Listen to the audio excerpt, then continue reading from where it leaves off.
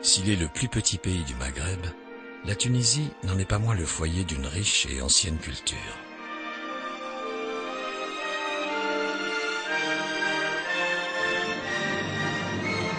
Dans la Tunisie d'aujourd'hui, il est des permanences, des éléments immuables, qui sont le socle de l'identité du pays. L'histoire, les traditions, le patrimoine. Mais l'élan de liberté démocratique lancé par une révolution dite du jasmin, la première des printemps arabes, a permis aux initiatives et au dynamisme de s'exprimer, particulièrement dans les champs de la culture, de l'innovation et du développement.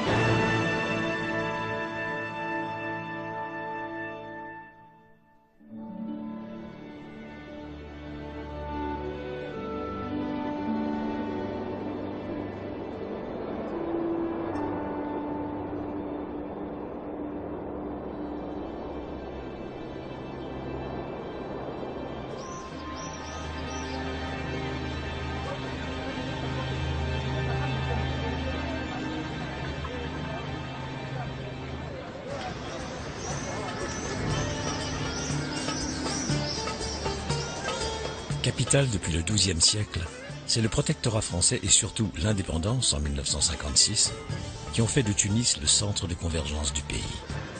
Contrastée, la métropole peuplée de quelques 2,5 millions d'habitants est le théâtre d'une effervescence et d'un savoir-vivre tout méditerranéen.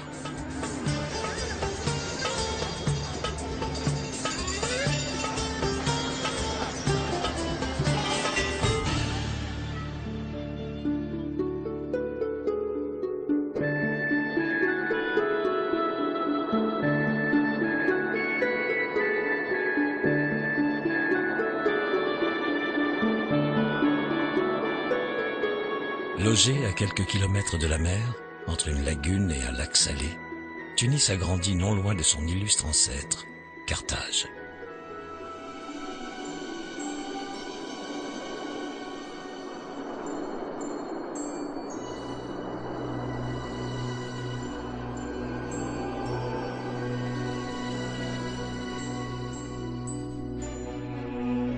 Les ruines des thermes d'Antonin, construites au IIe siècle de notre ère, constituent un terrain propice aux errances romantiques et ont participé à la construction du mythe de Carthage.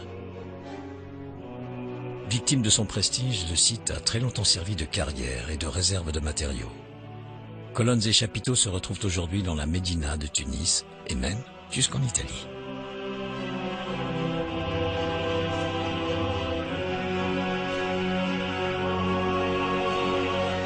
Centre d'un empire maritime, la ville avait eu l'audace de défier Rome. Elle fut complètement rasée après sa défaite, ce qui marqua la fin des guerres puniques en 146 avant Jésus-Christ. Les Romains construisirent par-dessus la ville latine, encore visible aujourd'hui.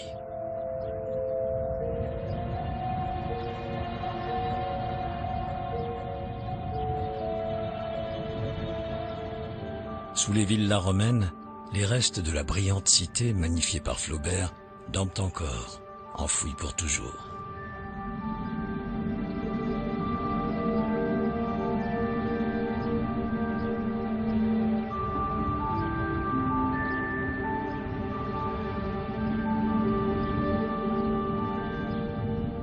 Une grande partie des trésors de Carthage est aujourd'hui exposée au musée du Bardo.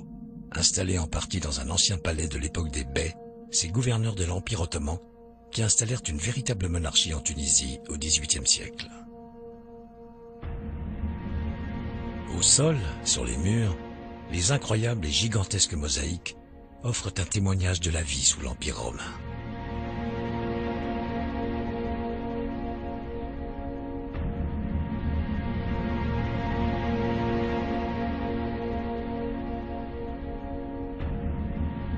La mer, ses richesses et les divinités qui s'y rattachent sont omniprésentes dans ces créations uniques, admirablement bien préservées et restaurées.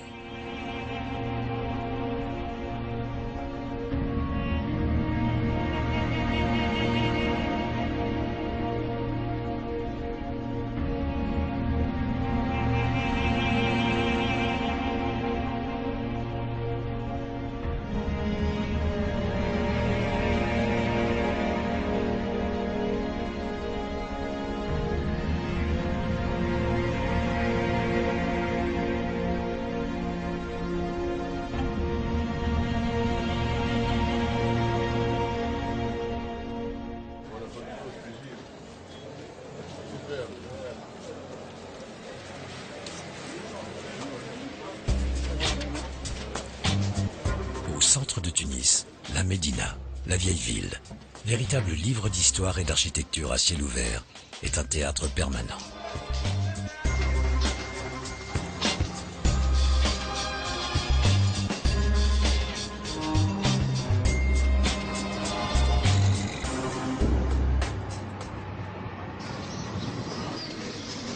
À la Zaouïa Sidi Ali Lasmar, une maison construite sur le mausolée d'un homme saint, une étonnante cérémonie se prépare. Ces préliminaires sont ceux du Stambali, un rituel musical et mystique empreint de tradition et de syncrétisme.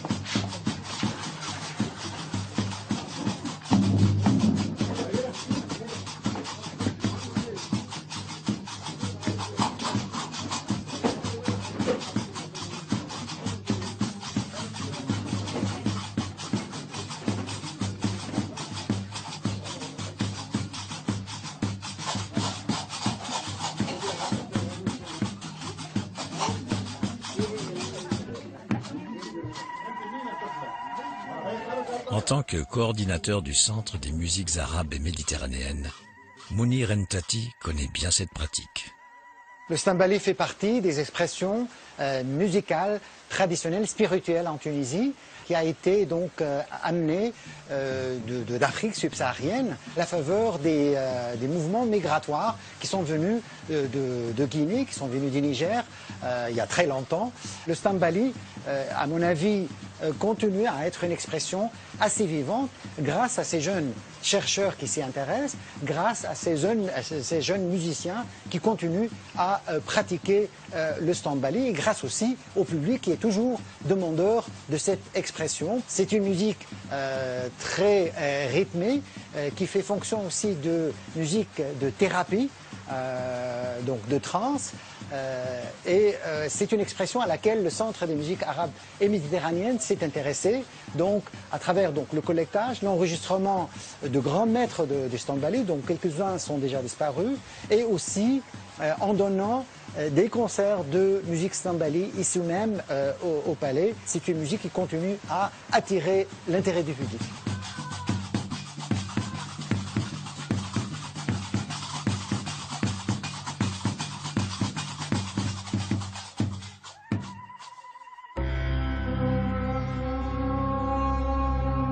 C'est sur le flanc des collines du petit village de Sidi Bou Saïd que le baron d'Erlanger, un orientaliste et musicologue du début du XXe siècle, fit construire son palais. Aujourd'hui, il abrite le Centre des musiques arabes et méditerranéennes. La Phonothèque nationale est une des pièces maîtresses du projet du Centre des musiques arabes et méditerranéennes. C'est une phonothèque généraliste, donc destinée essentiellement aux chercheurs, et elle a pour mission d'aider à conserver la mémoire musicale tunisienne tout d'abord, arabe ensuite et méditerranéenne. Nous faisons aussi un travail de collecte des principaux événements musicaux en Tunisie, parce que la phonothèque fonctionne comme la mémoire de demain en matière de musique.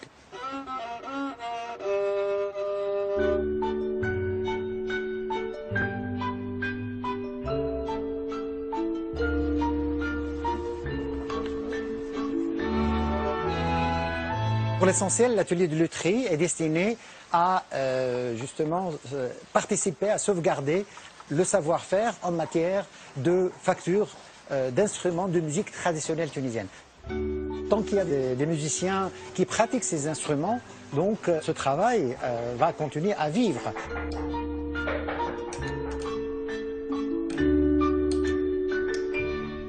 depuis maintenant quelques mois, nous sommes concentrés sur la restauration des meubles en bois nacré. C'est grâce donc à un maître luthier qui est aussi restaurateur d'objets en bois nacré que nous arrivons donc à donner une autre vie à des instruments de musique ou à des meubles justement qui font partie de la collection du baron d'Erlanger. Passer par Sidi Bou Saïd et même par la Tunisie sans visiter le palais Najm Zahra, soit pour visiter le monument, soit pour écouter de la musique, qu'elle soit tunisienne ou des musiques qui viennent en fait de tous les coins du monde. Nous sommes en quelque sorte une fenêtre ouverte sur le monde de la musique.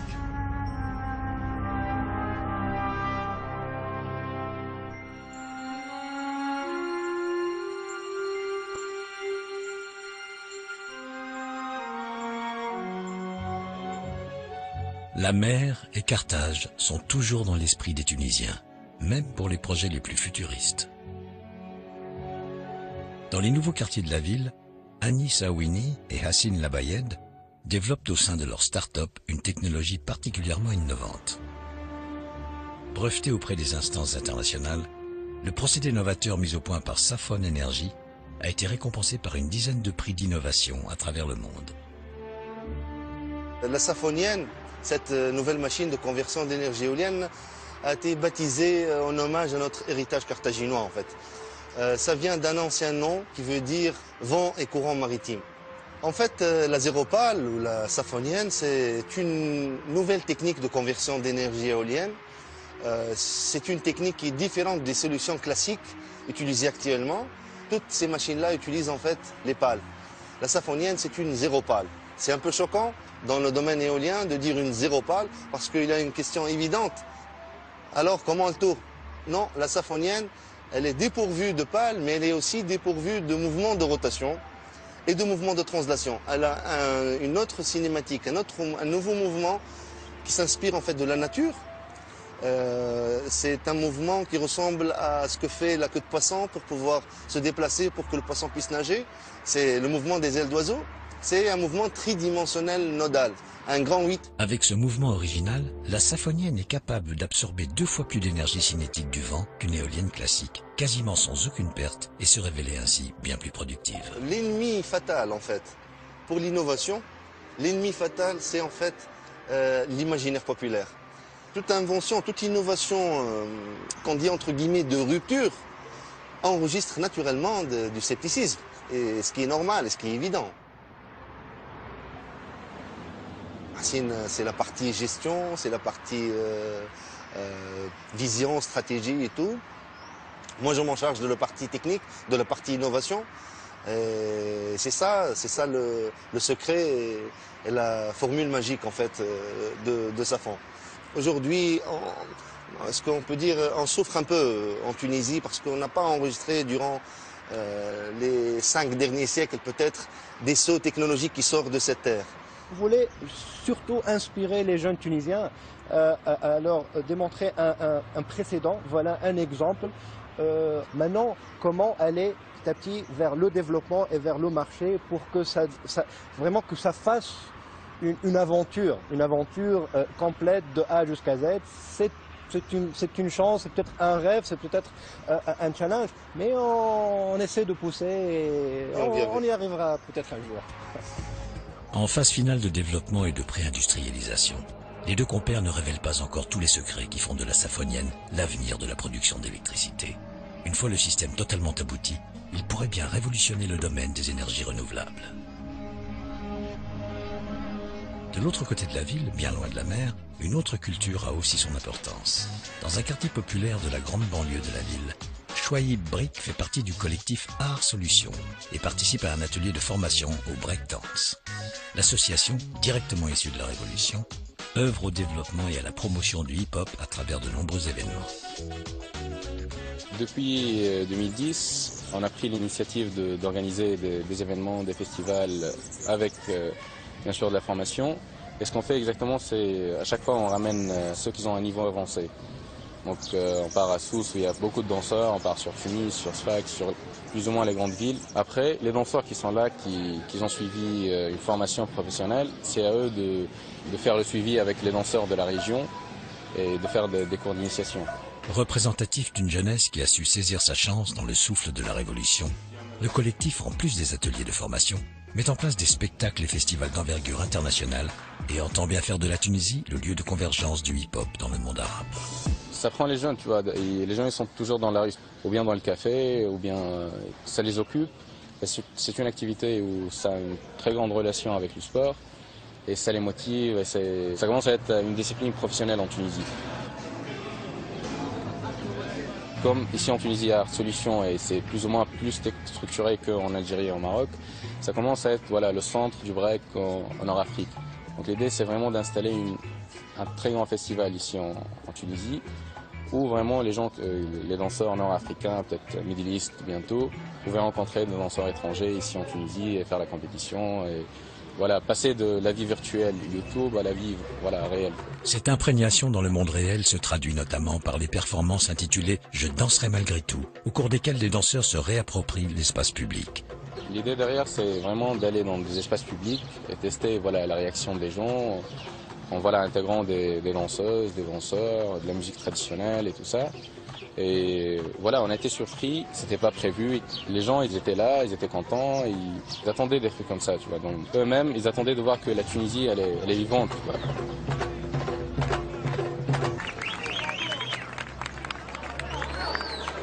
Merci.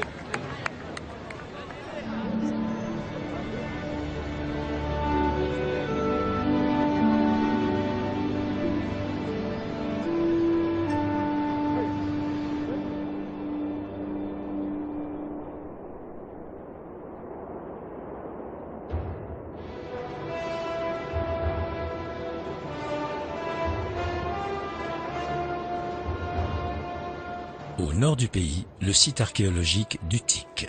Utik est considérée comme l'une des plus anciennes villes de la Méditerranée occidentale. Elle aurait été fondée 3 siècles avant Carthage par les Phéniciens, peuple de marchands navigateurs venus de l'actuel Liban. Le docteur Imad Ben Jerbania, responsable du site, co-dirige la mission de fouilles franco-tunisienne. L'archéologie et le patrimoine constituent quelque chose d'important pour l'identité tunisienne. Donc c'est notre histoire, c'est notre culture.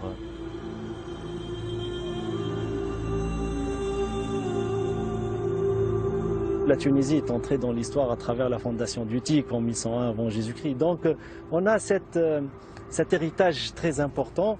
Carthage a été détruite en 146. À l'époque, Utik est devenue l'allié des Romains en fait. C'est pourquoi qu'elle n'a pas été détruite, mais au contraire, elle est devenue la première capitale de l'Afrique romaine. À Utik, il y avait une continuité, il n'y avait pas cette rupture que nous avons à Carthage. On a de la chance d'ailleurs d'avoir des niveaux qui remontent au 2e siècle avant Jésus-Christ, qui remontent au 1er siècle avant Jésus-Christ, cette période que nous connaissons très très peu dans d'autres sites tunisiens.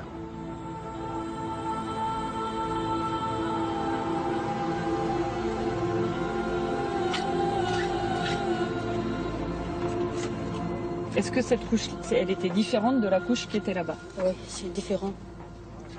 D'accord, c'est la même couche rouge qu'elle a? Ouais, voilà. Et là, elle est moins fragmentée.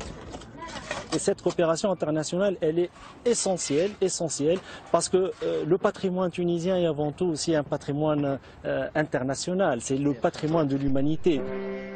C'est très intéressant d'avoir des chantiers de coopération en Tunisie. Ça va contribuer à créer de nouvelles relations entre des étudiants, entre deux doctorants français et tunisiens en vue de continuer cette coopération dans le futur. L'objectif, c'est de chercher les niveaux phéniciens, les niveaux qui correspondent à l'installation phénicienne à Utik, mais aussi à mieux comprendre son évolution. Et à vrai dire, l'archéologie, c'était une nouvelle discipline en Tunisie qui a commencé essentiellement dans les années 60 après l'indépendance.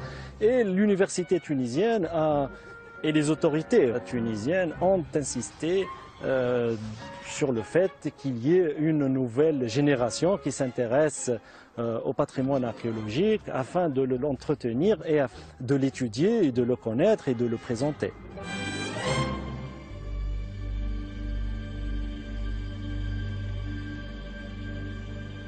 Le nord de la Tunisie est une terre riche et fertile. Depuis l'Antiquité, elle est le grenier à blé de la région.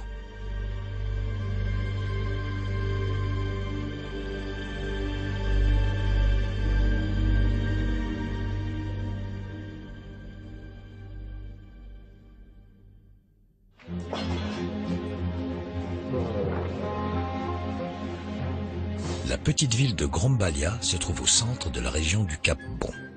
Cette péninsule, qui ferme le golfe de Tunis, est réputée dans tout le pays pour ses vignes et arbres fruitiers. Au cœur des plantations de citrons, oranges ou autres mandarines, le professeur Chérif Mohamed dirige le centre technique des agrumes. Ici, les scientifiques travaillent à l'amélioration et à l'optimisation des cultures. Là, nous partons de pousses. Là, c'est des pousses provenant des pieds d'origine qui se trouvent dans les vergers à assainir. Entreprise biologique originale, en accord avec l'environnement, c'est au sein de l'insectarium que les chercheurs élèvent des insectes prédateurs pour lutter contre les parasites. Le but est de ne plus utiliser aucun produit chimique dans l'agriculture. Le but de l'insectarium, c'est d'essayer de limiter au moins, sinon éliminer, l'usage des produits chimiques qui sont néfastes pour l'environnement, le consommateur et qui auront des effets indésirables.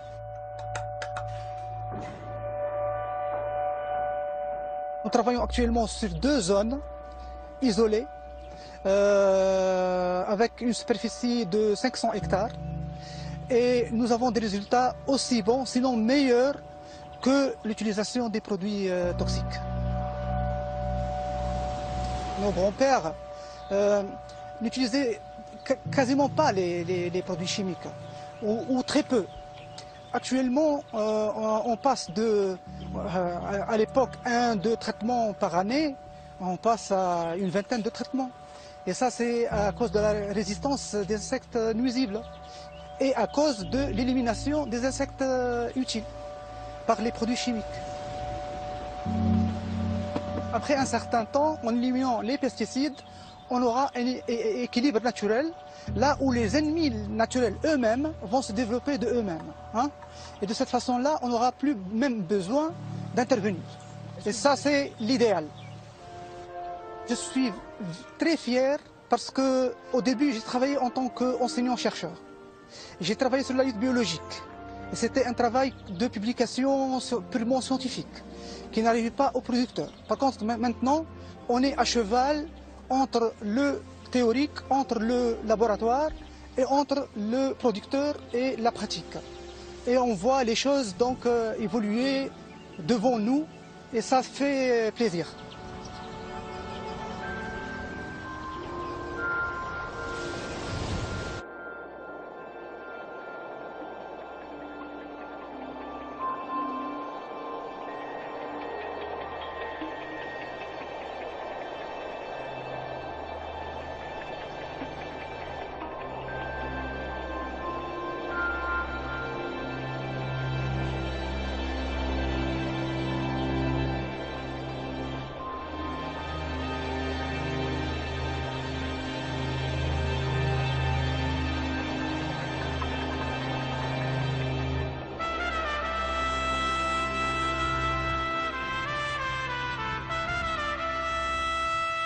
Bien loin des riches provinces du Nord, dans la région démunie de Foussana, proche de la frontière algérienne, Sadika Keskes, artiste de renommée internationale, œuvre avec son association Femmes Montrez vos muscles au développement des communautés délaissées. Moi, ce que je voulais pour cette population vraiment démunie, où il faut venir avec des idées, avec tout, pour essayer de l'élever un peu, d'avoir une vie meilleure, c'est que ces gens-là, ils ont un savoir-faire extraordinaire. Par exemple, les tissages. Les tissages, la Tunisie est un vrai musée vivant. Autour de Kérouan, il y a plus de 20 000 femmes qui tissent et partout, il n'y a pas une maison où on n'a pas un métier, même si les 15 dernières années, pratiquement, un pouvoir pouvaient plus rien vendre, etc. Ils ne comprenaient pas pourquoi. Mais en réalité, parce que tout a été défiguré à l'image de la dictature.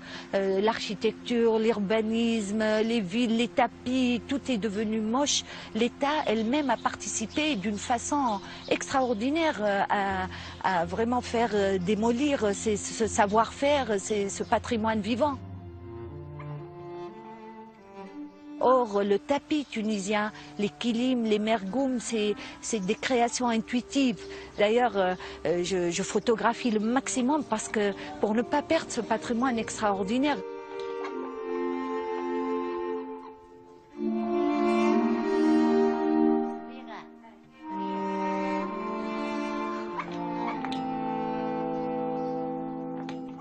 Pourquoi les tapis étaient jolis? Pourquoi ils étaient, il n'y avait pas de maquette, pourquoi? Parce qu'ils avaient un mode de vie, elles tissaient en chantant, elles avaient les enfants qui jouaient autour, les odeurs du couscous, tout ça, c'est tout un cadre, c'est la vie.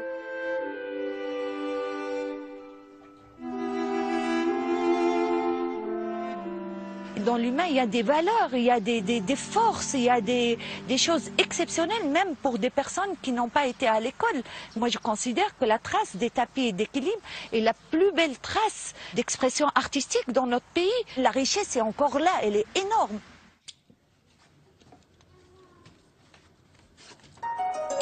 L'association aide ces femmes à s'organiser pour vivre de leur production. L'association, au fait, elle se positionne presque comme client par rapport à eux, parce que leurs besoins, vraiment, aujourd'hui et actuels et vraiment urgents, c'est de gagner de l'argent. Donc nous, qu'est-ce qu'on fait? Puisqu'on est client, donc on exige une qualité. Donc on leur montre comment. On essaie d'arriver à un produit vendable. On a organisé des expos aussi bien dans mon centre qu'à Froussana. Même les Tunisiens dans les villes ne connaissent pas ces endroits, ils ne viennent pas. Encore aujourd'hui, ils ont une forme de peur, je ne comprends pas pourquoi, qui est un peu égale à la peur qu'ont les touristes pour venir en Tunisie, et aussi je ne comprends pas pourquoi. Les objets fabriqués ici trouveront leur place dans le centre d'art de Sadika à Tunis et poursuivront leur voyage dans les boutiques et hôtels du monde entier. Pour faire bouger la société tunisienne, il faut absolument qu'on passe par les métiers et par la culture. Donc deux choses obligatoires, sinon les mentalités ne peuvent pas bouger. Et puis c'est un moyen d'aller dans chaque maison. C'est-à-dire on est à côté des gens vraiment. Je pense qu'aujourd'hui la Tunisie, elle est dans ce stade-là. Plus que jamais, c'est comment créer cette révolution intellectuelle. Et je considère que les métiers d'art est une partie de la culture, puisque c'est un patrimoine extraordinaire. Hein.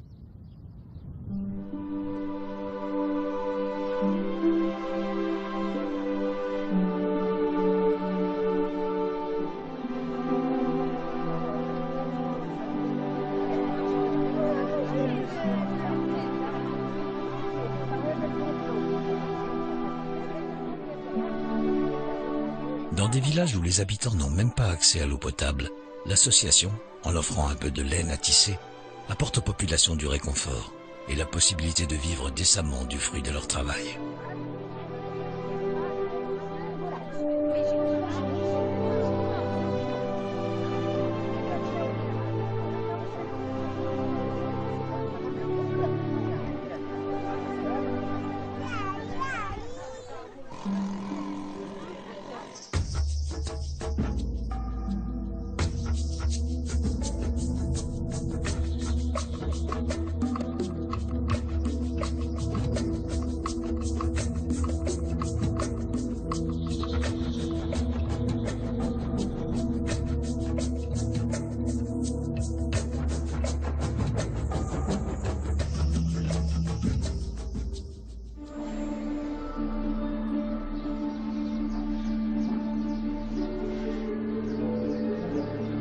Ouverte sur le golfe d'Hammamet, Sousse, troisième ville de Tunisie, est considérée comme la capitale de la région du Sahel, mot signifiant le littoral. Toujours cerclée dans ses murailles, la Médina, classée sur la liste du patrimoine de l'humanité par l'UNESCO, conserve son authenticité.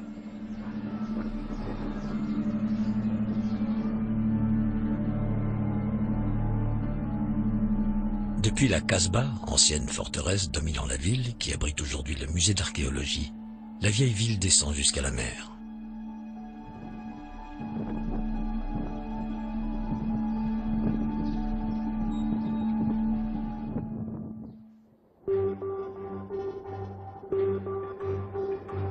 Près du port, le ribat, datant du 9e siècle, garde encore l'entrée de la Médina. Il faisait partie d'un réseau de forts déployés tout le long du golfe, capable de communiquer par signaux lumineux et, dit-on, de prévenir toute tentative d'incursion maritime en quelques heures.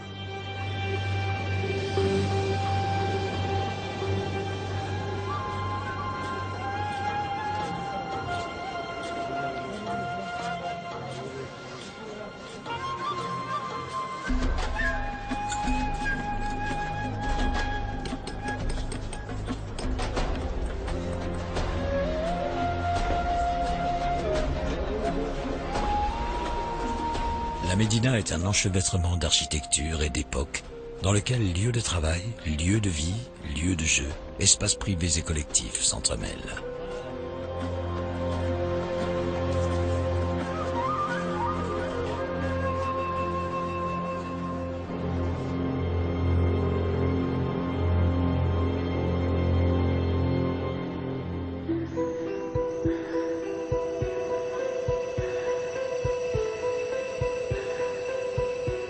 Non loin de Sousse, à l'intérieur des terres, Kairouan est la ville sainte du pays, 4e ville sainte de l'islam sunnite après la Mecque, Médine et Jérusalem. Elle est la plus ancienne cité de l'Occident musulman, fondée en 670 de notre ère.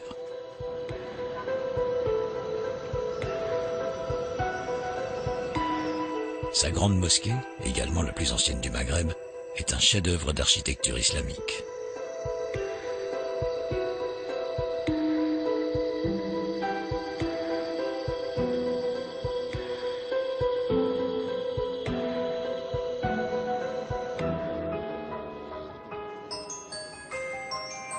Kairouan et ses innombrables mausolées, classés au patrimoine de l'UNESCO, est une ville traditionnelle et vit paisiblement au rythme de la chaleur et des marchés.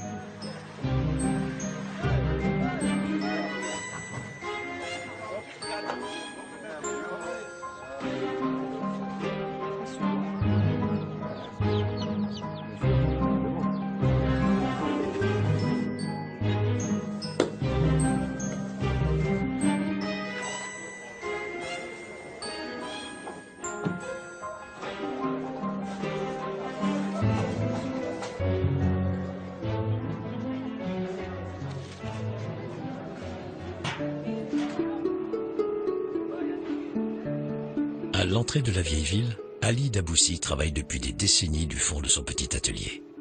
Il renouvelle sans cesse les techniques de tissage traditionnelles dont Kairouan est le centre. Ali travaille notamment avec l'alfa, une graminée qui sert aussi à la fabrication du papier. J'ai inventé ces nouvelles techniques, je les ai conçues et mises au point par moi-même. C'est aussi les cas des motifs et des couleurs. Je concrétise mes propres idées, les idées me viennent, car je dors tôt. L'inspiration me vient dès le réveil. Je pense à des nouveaux concepts que j'applique sur le champ, et puis je consigne les instructions pour former mes apprentis avec qui je partage mes idées.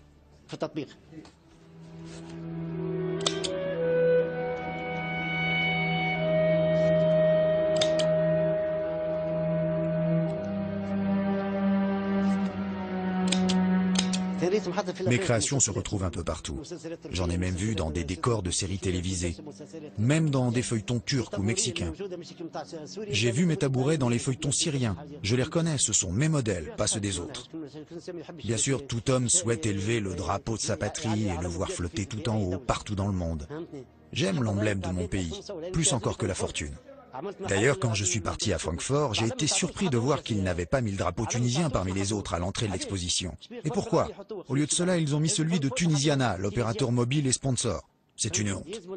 Faut être fier du drapeau et l'afficher partout. Mes idées me viennent de Dieu. Je suis passionné par mon métier, j'aime ce que je fais, j'aime mon travail et j'aime lui donner vie dans ces films.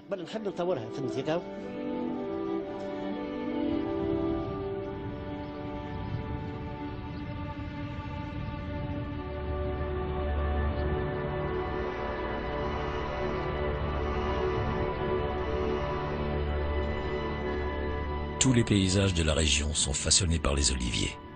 La Tunisie est le 4e producteur et 3e exportateur mondial d'olives.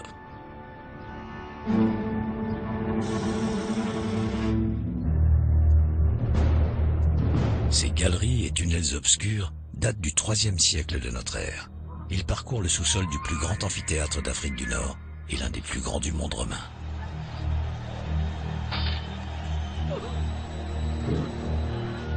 Des gladiateurs, combats de fauves et surtout d'immenses reconstitutions de chasse pleines de surprises grâce à la machinerie souterraine ont diverti ici les habitants de l'antique Tisdrus.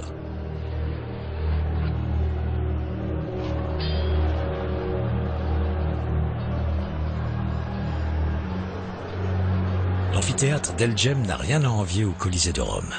Si ses dimensions sont un peu moindres, il pouvait tout de même accueillir environ 35 000 spectateurs.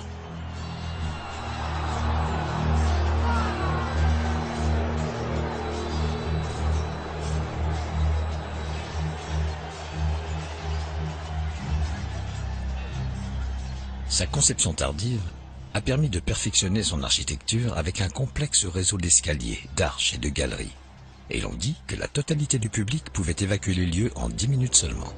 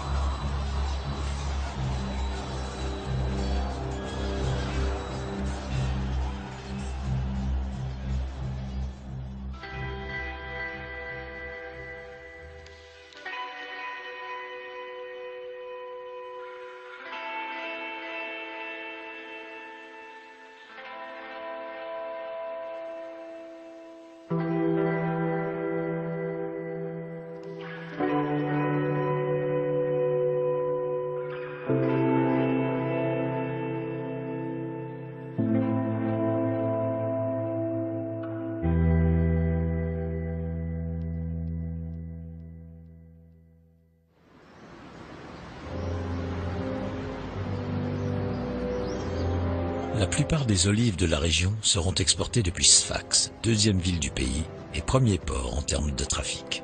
La ville est un grand centre industriel entièrement tourné vers la mer.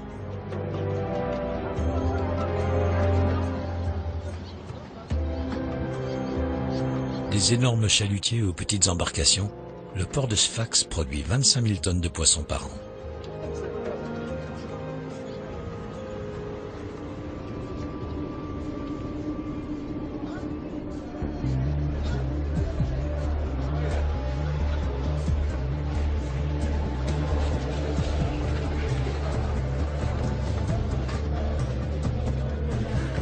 Au marché aux poissons de la ville, les étals se remplissent au fur et à mesure que les bateaux rentrent au port. Un tiers de la production de poissons de tout le pays vient d'ici.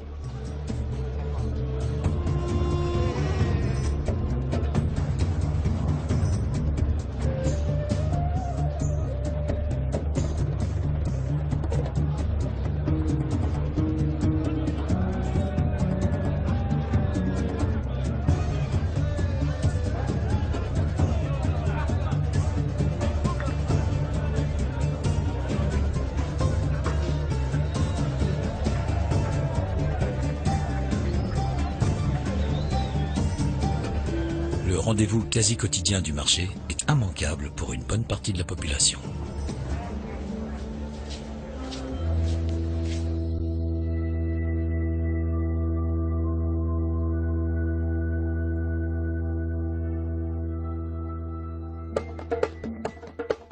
Réputée austère et éteinte, le renouveau de Sfax passe par la culture et la vie associative. Le groupe de musique Bakouche et son chanteur Mounir Ben Khbal répètent un morceau chanté en tamazigue, la langue des Berbères. Bakouche, c'est un mot en langue tamazigue à l'origine qui veut dire le petit cafard qui agace et s'échappe à chaque fois qu'on essaye de s'en débarrasser. C'est une définition un peu métaphorique. Donc c'est un peu métaphorique. الديفينيسيون تاع الاسم.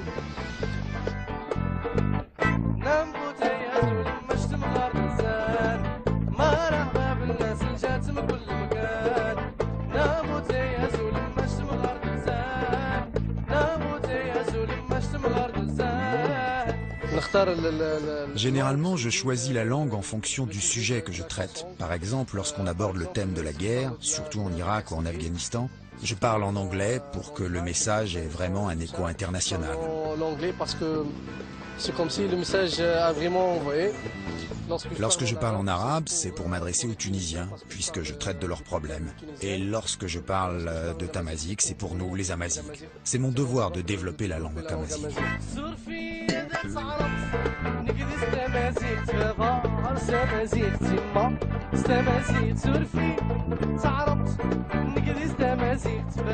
Ce qui est bien en Tunisie, c'est qu'il y a beaucoup d'associations qui se sont créées dans le domaine social et culturel, surtout ces dernières années.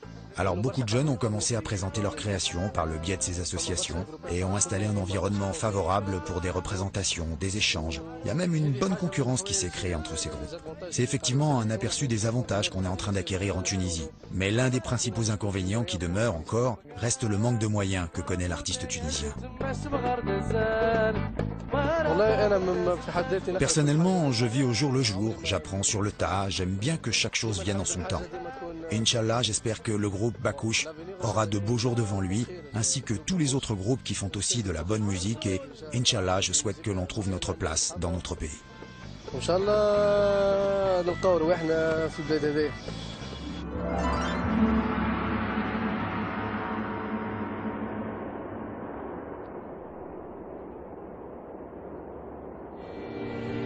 En quittant Sfax, commencent les terres arides du sud tunisien. Dans les environs de Matmata, les habitants ont su s'adapter à leur environnement en créant par exemple les Djessour, système de mini-barrages créant des bassins de rétention pour les rares eaux de pluie qui tombent dans la région.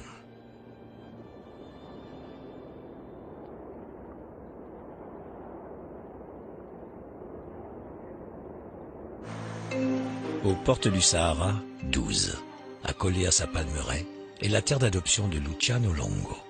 Cet Italien volant fait découvrir aux touristes les dunes de sable vues du ciel. Je suis tombé amoureux il y a 30 ans, du Sahara, de l'ambiance, du climat. Et après, je suis tombé amoureux aussi de la Tunisie de l'époque. J'ai dit, il faut que je m'organise pour venir à la retraite ici, pour faire quelque chose ici, pour venir jouer au Sahara. Attention à l'hélice.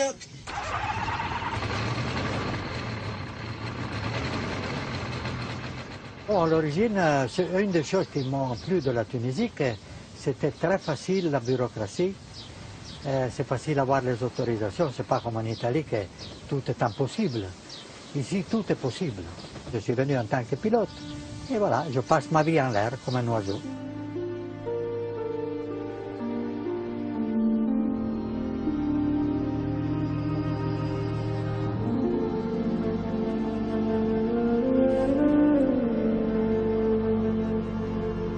Je suis arrivé pour découvrir le Sahara, je savais, avec un plan topographique, je ne savais pas exactement où aller. Je suis arrivé dans un petit village et il y avait une colline devant moi avec des palmiers là-dessus. Je suis monté sur cette colline. Une fois que j'arrive là-dessus, il s'est ouvert le Sahara devant moi, mais un très beau Sahara, avec les ruines de la ville morte. Donc là, vraiment, le coup de, comment on dit, le coup de foudre, je l'ai découvert. Je me suis assis sur la dune, à côté avec le dos sur le palmier. Je suis resté là-bas 2 heures à admirer le paysage. Et c'est là que j'ai découvert, mais je suis devenu fou. Il y a une demi-journée que je suis assis là-bas comme un imbécile. Eh bien, c'est là que j'ai découvert que j'étais amoureux du Sahara.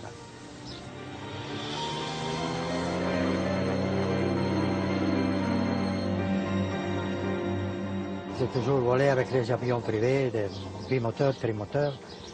Je suis commandant de bord, pilote professionnel. Maintenant, je vole avec les bicyclettes à moteur. J'ai 48 ans de vol, d'expérience, 48. J'ai passé plus de temps en l'air qu'au sol. Moi, il y a 6 ans que je ne vais plus en Italie. Et je n'ai plus envie d'aller en Europe. Ça ne me manque pas.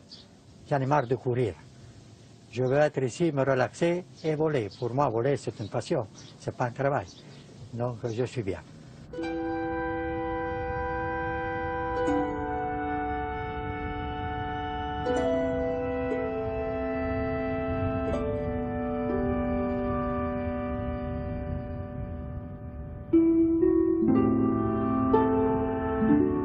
Le Tchott El Djerid est un immense lac salé d'où l'eau est absente la quasi-totalité de l'année. Sans pluie, sous la chaleur torride, le sel remonte à la surface du sol pour offrir des paysages si singuliers.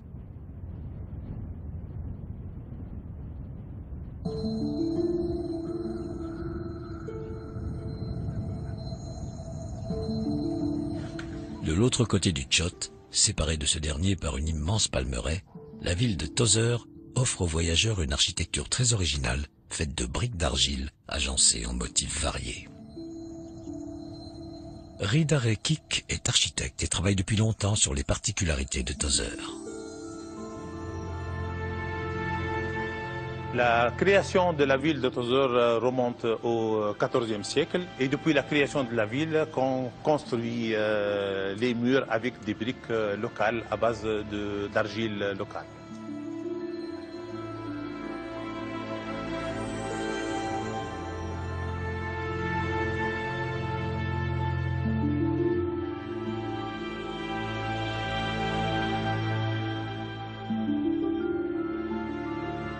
Dans les briqueteries aux alentours de la ville, la technique totalement artisanale n'a quasiment pas changé depuis le XIVe siècle.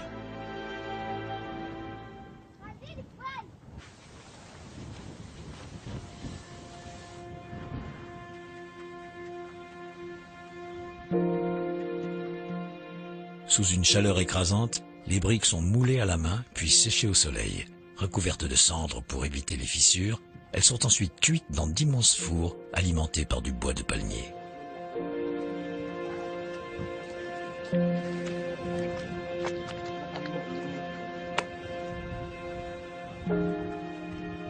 La construction en briques locale constitue un acte d'économie d'énergie en soi, parce que la brique en fabrication, elle ne consomme pas d'énergie électrique ni de fioul, donc elle utilise l'énergie à partir des bois de palmier, qui est un bois cyclique produit par les palmiers.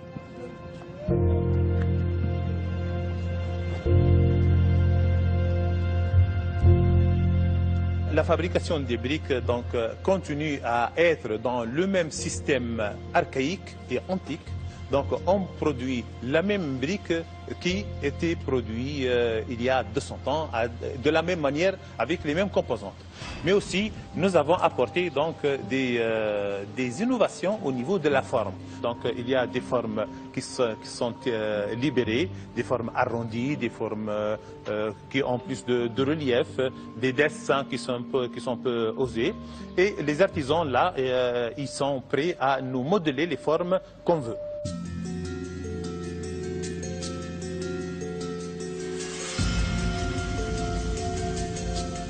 Les motifs ornementaux s'inspirent des formes de la palmeraie, omniprésente dans la vie tozeuroise. Je suis natif de la ville de Sfax, une ville côtière. J'ai eu mon baccalauréat, j'ai fait mes 7 ans d'architecture à Tunis et j'ai fait ma thèse d'architecture sur l'habitat bioclimatique dans la région. Ma femme elle est architecte aussi, donc elle a fait sa thèse d'architecture sur la région. Et depuis, donc, nous avions collecté des informations assez importantes et nous avons voulu les exploiter. Et nous avons fait de belles expériences où on a encore mis en valeur le patrimoine architectural local.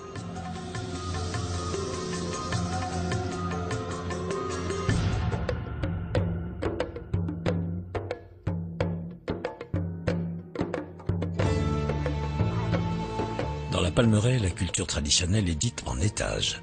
Les palmiers dattiers font de l'ombre aux figuiers et autres arbres fruitiers, sous lesquels poussent des cultures annuelles telles que le persil, la luzerne ou autres cultures maraîchères.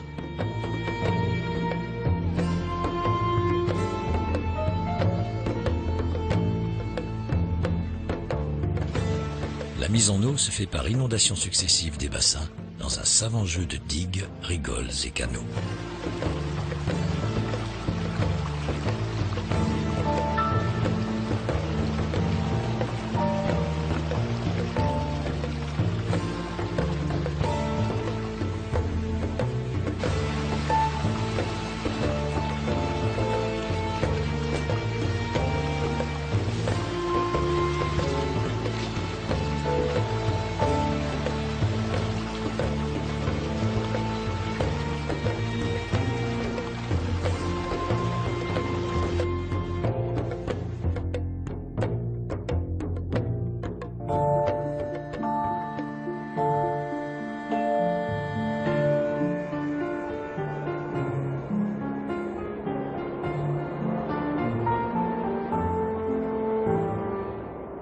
Destination touristique connue pour ses plages de sable blanc, la Tunisie offre aussi des visages méconnus et une identité en mouvement.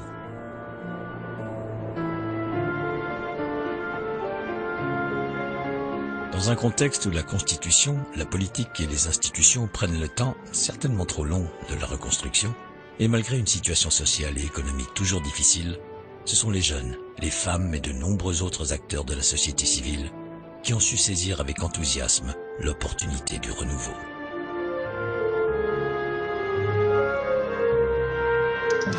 Tout de suite. T'as vu cette petite table d'amoureuses? On n'est pas bien toutes les deux là. Fais-moi une place. Alessandra Sublet s'invite chez Carole Bouquet, en Sicile.